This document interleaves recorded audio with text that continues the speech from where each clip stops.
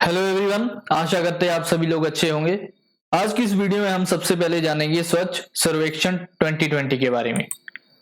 उसके बाद पढ़ेंगे प्रेरक दौर समन के बारे में, तीस्ता रिवर के बारे में पढ़ेंगे, ऑर्गेनिक फार्मिंग के बारे में जानेंगे और इंडिया में क्या स्टेटस है ऑर्गेनिक फार्मिंग का वो भी जानेंगे और हमारी गवर्नमेंट के क्या इनिशिएटिव्स है ऑर्गेनिक फार्मिंग को प्रमोट करने के लिए उनके बारे में पढ़ेंगे।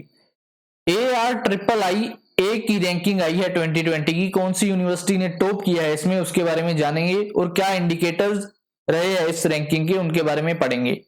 शेकाटकर कमेटी किसके बारे में थी उसके बारे में जानेंगे और क्या रिकमेंडेशंस रही इस कमेटी की वो पढ़ेंगे। एनसीसी के बारे में हम जानेंगे और अंत में हम पढ़ेंगे women in research and development. एक रिपोर्ट आई है, स्टडी पब्लिश हुई है जिसमें women's in research and development पर बात की गई है। इंडिया में क्या स्टेटस है वुमेन्स का इन R&D एंड फॉरेन में क्या है उसके बारे में बात करेंगे और क्या क्या गवर्नमेंट के इनिशिएटिव है प्रमोट करने के लिए वुमेन्स को इन रिसर्च एंड डेवलपमेंट उसके बारे में भी जानेंगे। तो वीडियो में बहुत कुछ है देखने के लिए, वीडियो को अंत तक जरूर देखिएगा और अगर आपने हमारा चैनल अभी तक सब्सक्राइब नहीं किया तो पहले चैनल को सब्सक्राइब जरूर करें। शुरू करते हैं हमारे पहले टॉपिक के साथ, स्वच्छ सर्वेक्षण 2020। तो किसने रिलीज किया है सबसे पहले आपको पता होना चाहिए, ministry of housing and urban affairs. इसके मिनिस्टर है, मिनिस्टर कौन है इसके?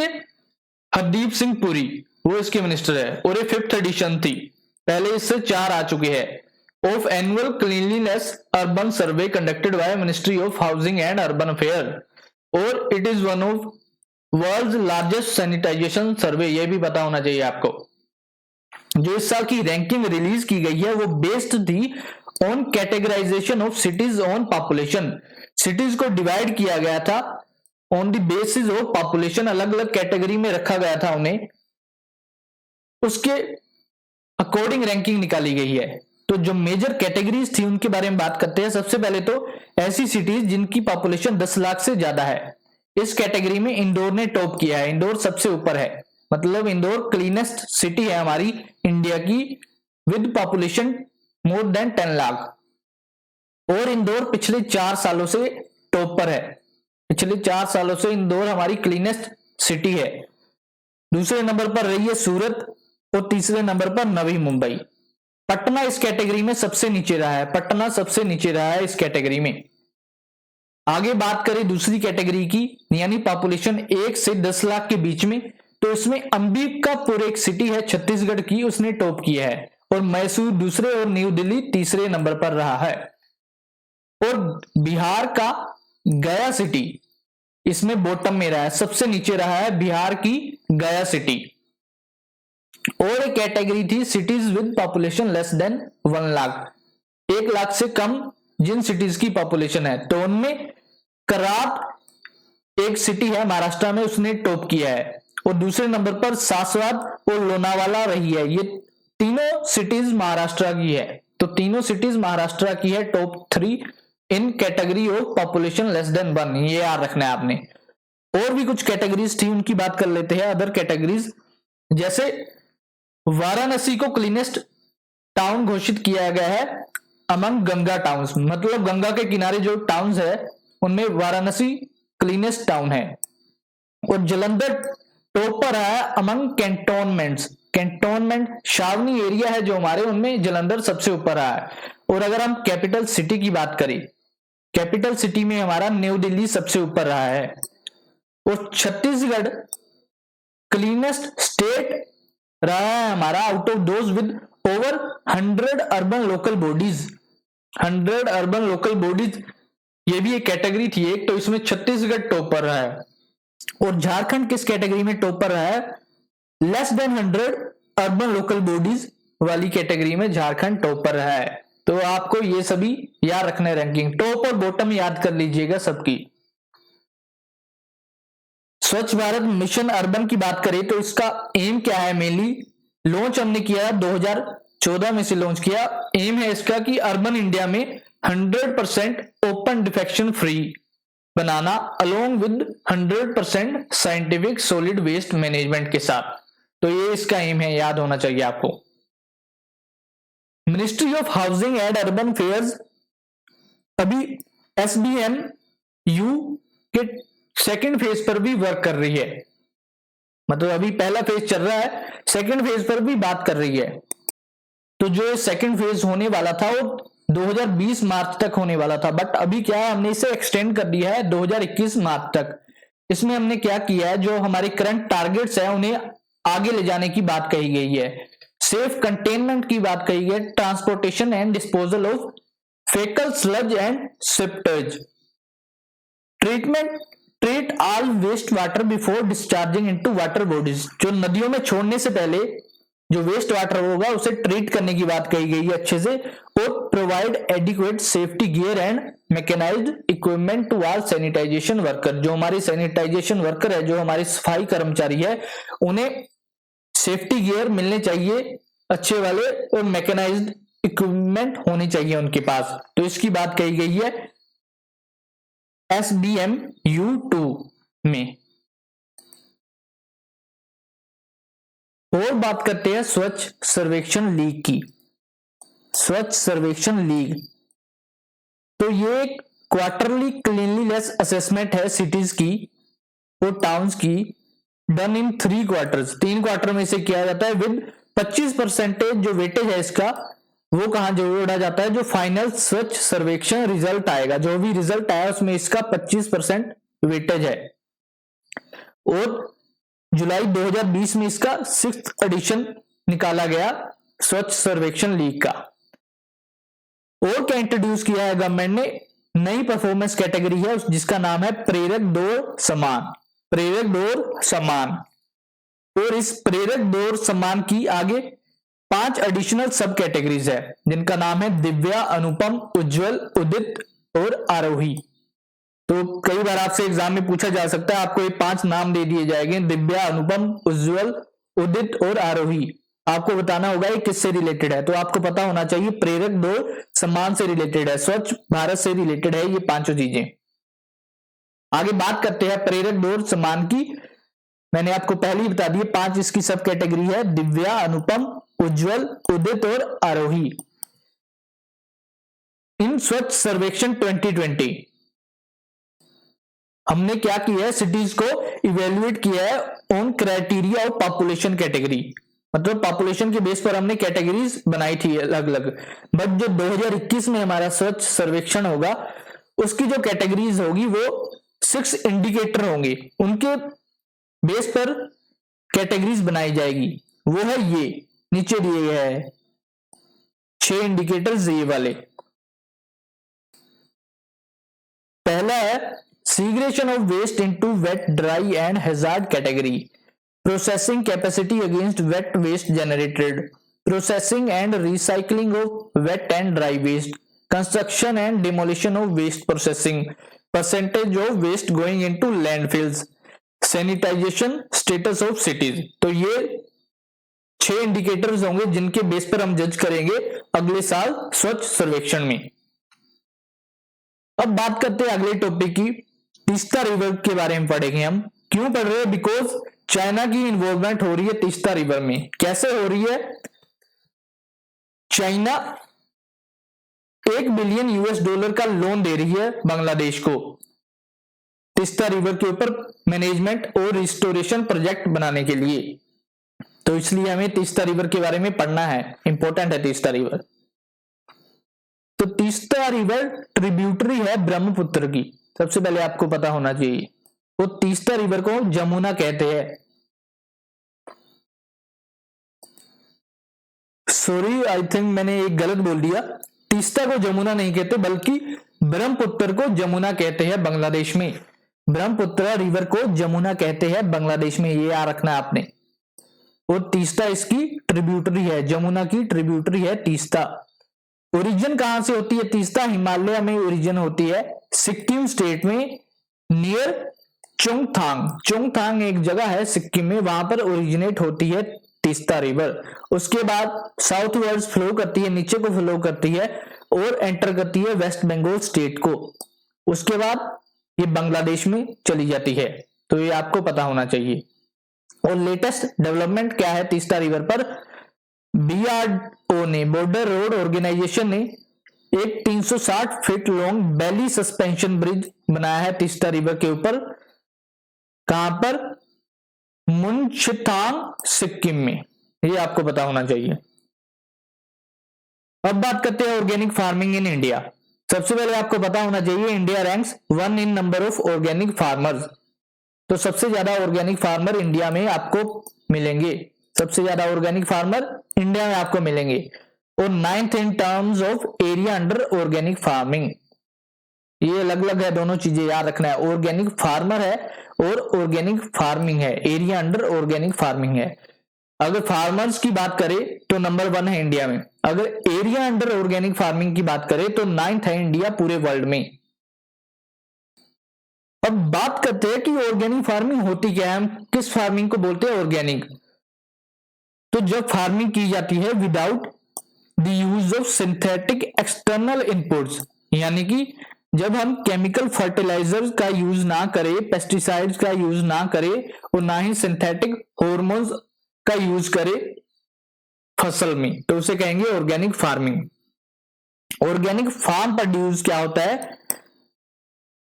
जो प्रोड्यूस करते हैं हम ऑर्गेनिक एग्रीकल्चर से, जो ऑर्गेनिक खेतों में प्रोड्यूस करेंगे हम उसे कहेंगे ऑर्गेनिक फार्म प्रोड्यूस।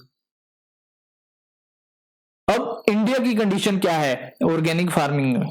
मैंने अभी आपको बताया कि इंडिया नंबर 1 है ऑर्गेनिक फार्मर्स में और 9th है एरिया अंडर ऑर्गेनिक फार्मिंग। तो सबसे पहले सिक्किम के बारे में पढ़ेंगे। Sikkim become first state in world to become fully organic. Fully organic घोषित की जा चुकी है सिक्किम स्टेट हमारी 2016 में। और ऐसा नहीं कि इंडिया में है, पूरे वर्ल्ड की फर्स्ट स्टेट है ऐसी जो फुली ऑर्गेनिक है। और जो नॉर्थ ईस्ट इंडिया है हमारा has traditionally been organic and the consumption of chemical is far less than the rest of country. तो जो नॉर्थ ईस्ट रीजन है इंडिया का, उसमें जो कंजप्शन है केमिकल्स का, फर्टिलाइजर का, पेस्टिसाइड का, वो बहुत कम है अगर हम कंपेयर करें रेस्ट ऑफ इंडिया से। जो मेजर ऑर्गेनिक एक्सपोर्ट है इंडिया के वो है flax seed, caesium, soybean, T, medicinal plants, rice और पल्सेस। ये सब मेजर एक्सपोर्ट में आते हैं ऑर्गेनिक फार्मिंग के। और 50% इंक्रीज हुआ है 18 और 19 में, 2018 और 19 में, टचिंग ₹5151 करोड़। देख लीजिए कितनी बड़ी मार्केट है ऑर्गेनिक फार्मिंग की। अब गवर्नमेंट के इनिशिएटिव्स की बात करते हैं, कुछ जो गवर्नमेंट ने इनिशिएटिव चलाए हैं ऑर्गेनिक फार्मिंग को प्रमोट करने के लिए हमारे देश में। सबसे पहली है mission organic value chain development for north east reason, MOVCD। सब मिशन है under national mission for sustainable agriculture. और कौन सी स्टेट में इंप्लीमेंट किया गया है वो है अरुणाचल प्रदेश, असम, मणिपुर, मेघालय, मिजोरम, नागालैंड, सिक्किम एंड त्रिपुरा। जो हमारी नॉर्थ ईस्ट की 7 स्टेट है और सिक्किम है जो 8वीं सिक्किम, इन 8 में इंप्लीमेंट किया गया है इसे। क्या है एम?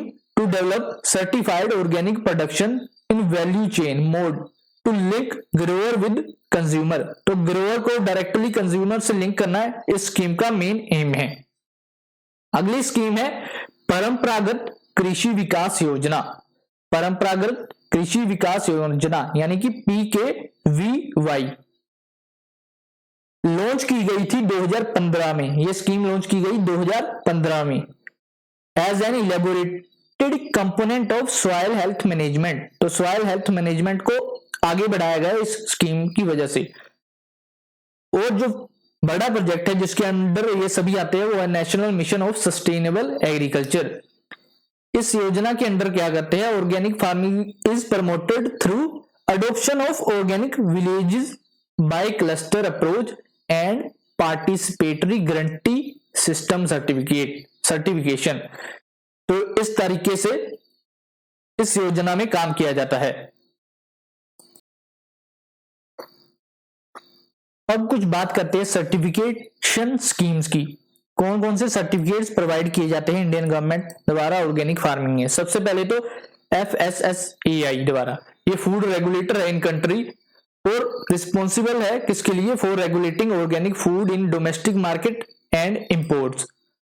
पीजीसी के बारे में पिछली स्लाइड में हमने पढ़ा है, पार्टिसिपेटरी गारंटी स्कीम सिस्टम। इसमें होता क्या है, सर्टिफाइंग प्रोसेस है एक, certifying organic product which ensure that their production take place in accordance with laid down quality standard.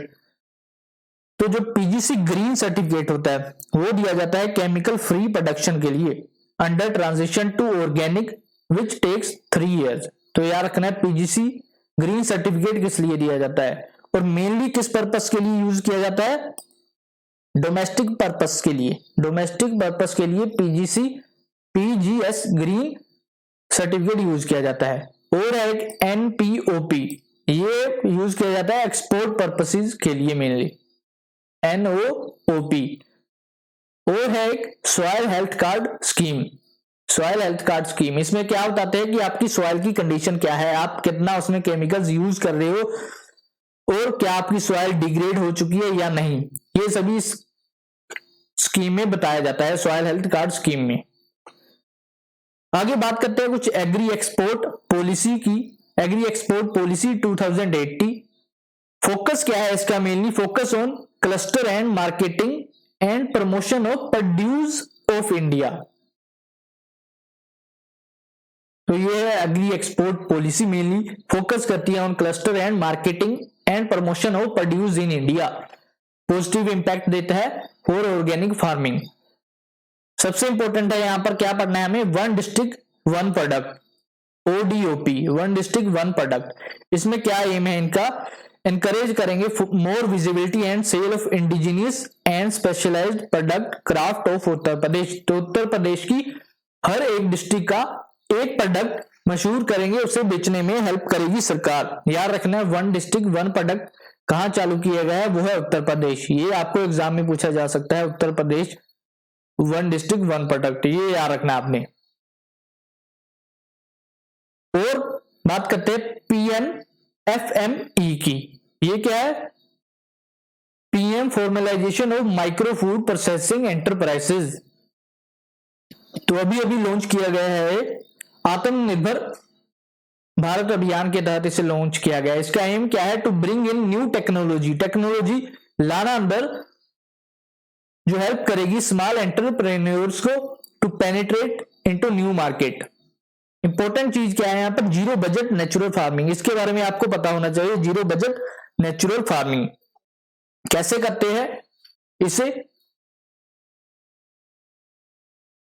जैसे आप कई सारे घरेलू पदार्थ यूज करते हैं, जैसे गाय का गोबर यूज करते हैं, आप गाय का पेशाब यूज करते हैं और कुछ गुड़ यूज करते हैं, उन्हें मिक्स करके फिर आप अपनी जमीन में डालते हैं instead of using chemicals and pesticide. तो ये है जीरो बजट फार्मिंग, आपको पता होना चाहिए। अगले टॉपिक की तरफ चलते हैं, ARIIA 2020 रैंकिंग, यानी कि Atal ranking of institution on innovation achievements.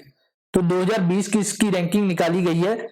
674 institute थे जिन्होंने इसमें पार्टिसिपेट किया था 2020 में, और वही 2019 में 496 इंस्टीट्यूट थे। तो ARIIA के बारे में हम बात करते हैं। किसका इनिशिएटिव है, मिनिस्ट्री ऑफ एजुकेशन का। क्या करती है, रैंक करती है all major higher educational institution and universities. ये याद रखना है किसके लिए, यूनिवर्सिटी और higher educational institution in India related to innovation and entrepreneurship development amongst students and faculties. और ऐसा नहीं है कि क्वांटिटी देखती है कि किसने ज्यादा एंटरप्रेन्योर प्रोड्यूस की, ऐसा नहीं है। ये क्या देखती है, क्वालिटी देखती है, फोकस इज ऑन क्वालिटी। तो ये भी पता होना चाहिए। तो मेनली कैटेगरी की बात करते हैं, दो ब्रॉड कैटेगरीज थी, एक पब्लिक फंडेड इंस्टीट्यूशन और दूसरे प्राइवेट या self financed institution. Public funded institution में भी आगे सब कैटेगरीज थी। पहली थी इंस्टीट्यूट ऑफ नेशनल इंपॉर्टेंस, जैसे central university, central funded technical institute. दूसरी थी स्टेट यूनिवर्सिटी, डीम्ड यूनिवर्सिटीज। तीसरी थी government and government aided college institute. तो प्राइवेट सेक्टर में कौन सी कैटेगरी थी, सब कैटेगरी, प्राइवेट और सेल्फ फाइनेंस्ड यूनिवर्सिटी, प्राइवेट और सेल्फ फाइनेंस्ड कॉलेज और इंस्टीट्यूट। 6 सब कैटेगरीज थी for higher education institute for womens to encourage women and bringing gender parity in areas of innovation and entrepreneurship. तो major indicators की बात करते हैं रैंकिंग के लिए, क्या क्या इंडिकेटर रखे गए थे ARIII में। सबसे पहले तो बजट एंड फंडिंग सपोर्ट, दूसरा है इंफ्रास्ट्रक्चर एंड फैसिलिटी, तीसरा है awareness promotion and support for idea generation innovation, कितने सपोर्ट करती है आपकी यूनिवर्सिटी आपके आइडिया को। थर्ड है promotion and support for entrepreneurship development, क्या सपोर्ट करती है आपके कॉलेज या यूनिवर्सिटी। उससे अगला है innovative learning method and courses, कैसे कोर्स पढ़ाए जा रहे हैं आपको आपकी यूनिवर्सिटी में, क्या वो इनोवेटिव है या नहीं है। Intellectual property generation, technology transfer and commercialisation, intellectual property generation यानी पेटेंट्स वगैरह बन रहे हैं आपकी यूनिवर्सिटी में या नहीं। Innovation in governance of institution, ये सारे इंडिकेटर्स थे। लिस्ट देख लेते हैं कौन कौन सी यूनिवर्सिटी ने टॉप किया है। सबसे पहले तो IIT मद्रास, इसने टॉप किया है किस कैटेगरी में, इंस्टीट्यूट ऑफ नेशनल इंपोर्टेंस वाली कैटेगरी में IIT मद्रास ने टॉप किया है। Maharashtra institute of chemical technology, इसने टॉप किस कैटेगरी में किया है, government and government aided university. College of engineering Pune, इसने टॉप किया है government and government aided college institution में। Orissa Kalinga institute of industrial technology, private और सेल्फ फाइनेंस यूनिवर्सिटी कैटेगरी में इस इंस्टीट्यूट ने टॉप किया है।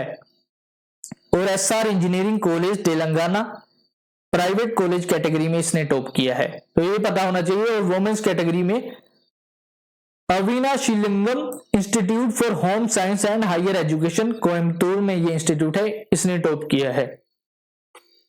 आगे बात करते हैं एक्सपेंशन ऑफ एनसीसी यानी कि नेशनल कैडेट कोर्प्स को एक्सपेंड करने की बात कही गई है मिनिस्ट्री ऑफ डिफेंस द्वारा।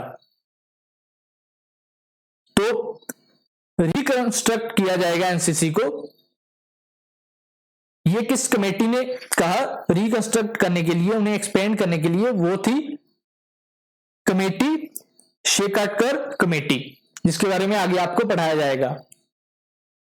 तो सबसे पहले तो की पॉइंट्स देखते हैं एक्सपेंशन कैसे होगी। A total of 1 lakh cadet from 173 border and coastal district, जो हमारी बॉर्डर और कोस्टल डिस्ट्रिक्ट है उनमें 1 लाख कैडेट्स को लिया जाएगा एनसीसी में, और 1/3 होंगी जो उनमें से वो होगी गर्ल्स, ये भी इंपॉर्टेंट है, 1/3 होगी girls.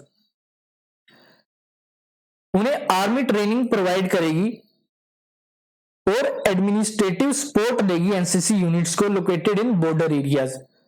Navy to the unit in coastal areas, जो हमारे बॉर्डर एरियाज है, जैसे पाकिस्तान के साथ हमारा बॉर्डर लगता है, राजस्थान पंजाब, इस एरिया में जो एनसीसी की ट्रेनिंग होगी उन्हें आर्मी प्रोवाइड करेगी एनसीसी यूनिट को ट्रेनिंग। और जो कोस्टल एरियाज है हमारे, जैसे महाराष्ट्र, उड़ीसा, आंध्र प्रदेश, केरला, वहां जो होगा उन्हें नेवी प्रोवाइड करेगी ट्रेनिंग, और इंडियन एयरफोर्स, ये भी याद रखना है। बेनिफिट क्या होगा इससे, trend man power for disaster management मिलेगी हमारे को, अगर कोई डिजास्टर आ जाए तो हमारे पास पहले से ट्रेंड मैन पावर मिलेगी। और क्या होगा, it will increase youth interest in career in navy, coast guards and also in merchant shipping avenues. In border areas the trained cadet can play supporting role to arm forces in various form, और border areas में कई तरीकों से ये जो NCC के cadets होंगे ये आर्मी की सहायता कर सकेंगे अगर इन्हें ट्रेनिंग दी जाए, प्रॉपर ट्रेनिंग आर्मी द्वारा। शेखावत कमेटी के बारे में बात करते हैं। मिनिस्ट्री ऑफ डिफेंस ने एक कमेटी बिठाई थी, क्या मेजर करने के लिए, to enhance combat capability and rebalance defence expenditure of arm forces, और इन्होंने 2016 में अपनी रिपोर्ट सबमिट की थी। जो रिकमेंडेशन थी इनकी, कुछ रिकमेंडेशन के बारे में बात करते हैं। सबसे पहले तो थी closure of military farms and army postal establishment in peace location, जो पीस लोकेशंस है जहां पर शांति है अभी, वहां पर क्लोज कर दिया जाए मिलिट्री के जो फार्म्स है और आर्मी पोस्टल है वहां पर। enhancement in standard for recruitment clerical staff and drivers in army, enhancement in standards for recruitment, तो क्लेरिकल स्टाफ और ड्राइवर्स को जो रिक्रूट करते हैं उनमें एनहांस करने की बात कही गई थी इस कमेटी द्वारा। Improving the efficiency of national cadet corps, NCC की एफिशिएंसी इंप्रूव करना भी इस कमेटी में लिखा गया था। तो आपसे पूछा जा सकता है एनसीसी को की एफिशिएंसी इंप्रूव करने के लिए किस कमेटी ने कहा है, तो वो है शेकाटकर कमेटी। 2016 में इसने रिपोर्ट अपनी सबमिट की है, याद रखना। एनसीसी के बारे में पढ़ते हैं, हल्की सी इंफॉर्मेशन लगी। फॉर्म हुई थी 1948 में, 1948 में फॉर्म हुई थी on recommendation of H N Kunzru committee. ये इंपॉर्टेंट क्वेश्चन है कि एनसीसी किस कमेटी के बेस पर फॉर्म हुई, वो है एचएन कुंजरू कमेटी। और करंटली 14 लाख कैडेट है from army, navy and air force wing in NCC. NCC fold under purview of ministry of defence, ministry of defence के अंडर आती है। और हमारे डिफेंस मिनिस्टर कौन है, राजनाथ सिंह। हेड कौन करता है इसे, director general of 3 star military rank. और एनरोल कैसे हो सकते हो आप एनसीसी में, एट हाई स्कूल लेवल पर भी और कॉलेज लेवल पर भी। और आपको अवार्ड दिए जाते हैं, वेरियस सर्टिफिकेट्स दिए जाते हैं आपको on completion of various face of the NCC के, उनके अकॉर्डिंग आपको सर्टिफिकेट दिए जाते हैं, ए सर्टिफिकेट, बी सर्टिफिकेट या सी सर्टिफिकेट। और जो एनसीसी कैडेट है उन्हें बेसिक मिलिट्री ट्रेनिंग भी दी जाती है वेरियस लेवल्स पर, और एकेडमिक करिकुलम भी फॉलो किया जाता है उनका related to arm forces and their functioning. Significance क्या है एनसीसी का, क्यों इंपॉर्टेंट है हमारे लिए, तो NCC cadets have played an important roll over the years in relief efforts during various emergency situation. तो आपको पता है हमारी कंट्री में आए दिन डिजास्टर्स आते रहते हैं, कभी फ्लड आ रहा है, कभी अर्थक्वेक आया है, तो इनमें एनसीसी कैडेट बहुत हेल्पफुल साबित होते हैं, क्योंकि हमने इन्हें पहले ही ट्रेनिंग दी होती है कैसे आपको एडजस्ट करना है अकॉर्डिंग टू सिचुएशन। आगे पढ़ेंगे हम, एक रिपोर्ट आई है women research in and development. किसने जारी की है, रिसर्च किसने की है, वो है एसटीआई यानी कि साइंस एंड टेक्नोलॉजी इंडिकेटर 2018। तो इसने ये रिपोर्ट दी है womens in research and development. STI है क्या, ये एक पीरियोडिक कंपेंडियम रिलीज करती है of state scientific research in India. Prepare कौन करता है इसे, national science of technology management information system. तो डिवीजन किसकी है, department of science and technology. Key points क्या है, India had near about 3 lakh scientist in R&D with nearly 2 lakh employed by government or in higher education sector as of 2018. Of the 20,000 women employed in private R&D, about 3 in 4 were involved in R&D activities. तो ये कुछ data दिया है इन्होंने कि 3 lakh total scientist है R&D में India में नियरली, और 2 लाख एम्प्लॉयड किए गए गवर्नमेंट इंस्टीट्यूशन में या फिर हायर एजुकेशन सेक्टर में एज ऑफ 2018 तक, और 20,000 वुमेन जो एम्प्लॉयड थी प्राइवेट सेक्टर कंपनीज में, about 3 in 4 were involved in R&D activities. और क्या कहती है रिपोर्ट इनकी कि for every 1 woman there are 6 male scientists in private sector R&D. However, the ratio is 4:1 in major scientific agencies. अब global scenario की बात करते हैं, क्या ये सिर्फ इंडिया में एक केस है, ग्लोबल का क्या केस है, तो वुमेन्स इन स्टेम। स्टेम क्या है, science technology engineering and mathematics. तो यूनेस्को का डाटा फ्रॉम 2014 से 16 तक शो करता है कि only around 30% of female student select science, technology, engineering and mathematics related higher education field. Women enrollment is particularly low in information technology, natural science, mathematics and statistics, engineering and allied stream. तो इन streams में women's का participation low है. Research as a profession. According to 2018 fact sheet prepared by UNESCO on women in science, only 28.8% of researchers are women. तो दुनिया में जो पूरे researchers हैं उनमें से सिर्फ 28.8% ही वुमेन्स है. शेयर इन नोबेल प्राइज की बात करते हैं. Between 1901 to 2019 334 Nobel Prize has been awarded to 616 laureates in physics, chemistry and medicine, of which just 20 have been won by women. तो 1901 से लेकर 2019 तक 334 Nobel prizes have been awarded to 616 laureates in physics, chemistry and medicine, और in 616 में से सिर्फ 20 ही women's द्वारा जीते गए हैं। एबल प्राइज की बात करते हैं। In 2019 the American mathematician Karen Uhlenbeck become the first women to win Abel prize. सबसे पहले आपको पता होना चाहिए एबल प्राइज किसे दिया जाता है। मैथमेटिशियंस को दिया जाता है एबल प्राइज। तो अभी तक 17 लोगों ने जीता है और 17 में से सिर्फ एक वुमेन है और 16 मेल थे, ये याद रखना है आपने। और कौन देता है एबल प्राइज? नॉर्वेन प्राइज है, किंग ऑफ नॉर्वे देता है फॉर वन और मोर आउटस्टैंडिंग मैथमेटिशियंस, ये भी पता होना चाहिए आपको। किंग ऑफ नॉर्वे देता है।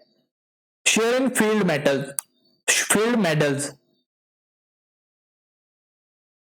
मेडल भी मैथमेटिक्स के फील्ड में दिया जाता है। कौन अवार्ड करता है? सबसे पहले ये जानते हैं, इंटरनेशनल कांग्रेस ऑफ मैथमेटिशियंस ये अवार्ड प्रोवाइड करती है और एवरी 4 years, हर 4 साल बाद दिया जाता है। ये भी सिर्फ एक वुमेन ने जीता है अभी तक और 59 मेन जीत चुकी है। मतलब सिर्फ एक वुमेन और अपोज टू 59 मेन सिंस 1936 से डाटा लिया गया है।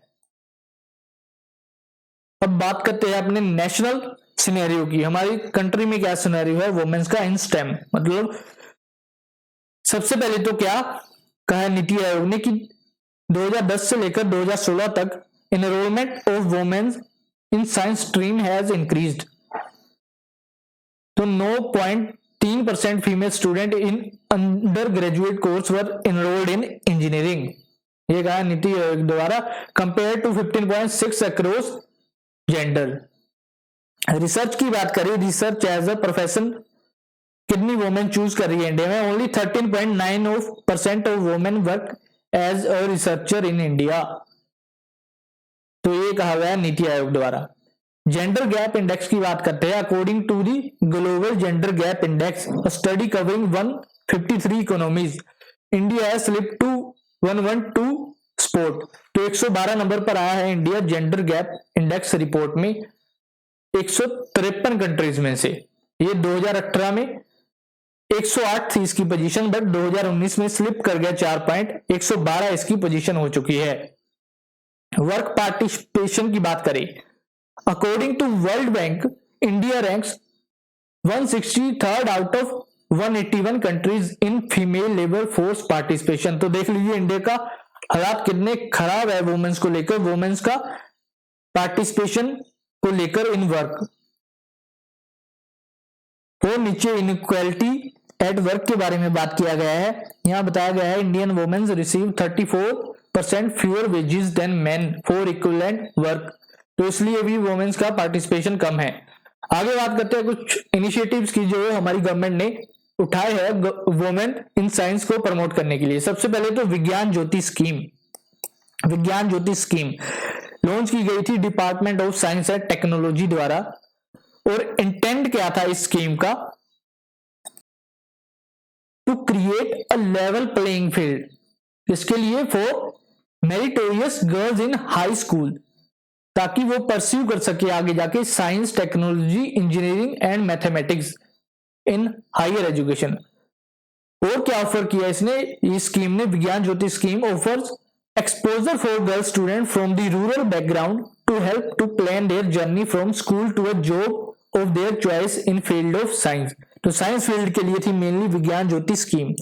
और एक स्कीम है गाती scheme, gender advancement for transforming institution. ये क्या करेगी? ये डेवलप करेगी एक comprehensive charter and a framework for assessing gender equality in stem. तो विज्ञान ज्योति स्कीम और गाती स्कीम के बारे में आपने याद रखना है। और स्कीम है किरण स्कीम है, ये भी वुमेन से रिलेटेड है, वुमेन्स के participation in science and technology से रिलेटेड है। बेटी बचाओ बेटी पढ़ाओ स्कीम लॉन्च की गई थी ministry of women and child development द्वारा। और ये क्या इंश्योर करती थी? Survival, protection and empowerment of girl child ये इंश्योर करती थी बेटी बचाओ बेटी पढ़ाओ स्कीम। और क्या इनिशिएटिव रहे हमारी गवर्नमेंट के, जैसे नेशनल साइंस डे पर, नेशनल साइंस डे का थीम क्या था 2020 का इस साल का, वुमेन इन साइंस। तो वुमेन्स को एनकरेज करने के लिए, साइंस में पार्टिसिपेशन के लिए अभी थीम क्या रखा हमने, वुमेन इन साइंस। तो डॉक्टर नीति कुमार सीनियर साइंटिस्ट है from CSIR central drug research institution Lucknow, received SERB women excellence award 2020। और ऑल इंडिया सर्वे किया गया हायर एजुकेशन पर, उन्होंने जो जेंडर गैप, उन्होंने रिपोर्ट में बताया है कि gender gap in country has narrowed, कम हुआ है gender gap as compare to previous year. वो इनिशिएटिव्स लॉन्च किए हमारी गवर्नमेंट ने वर्क प्लेस सेफ्टी के लिए, जैसे शी बॉक्स एक इनिशिएटिव है for work place safety of women. तो आई होप आप लोगों को बहुत सी जानकारी मिली होगी इस वीडियो से। तो अगर आपको हमारी वीडियो पसंद आई तो वीडियो को लाइक और शेयर जरूर कीजिएगा और हमारे चैनल को सब्सक्राइब करना ना भूलें।